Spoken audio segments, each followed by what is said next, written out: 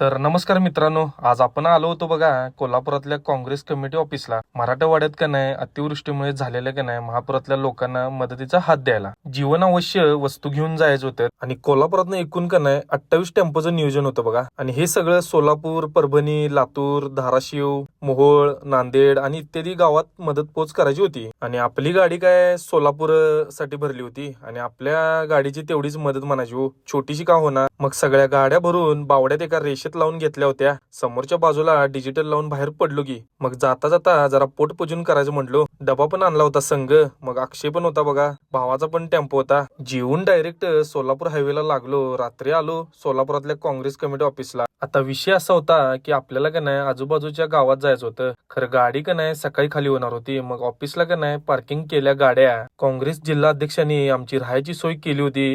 हॉटेलला टॉपचं नियोजन लावलं होतं बघा.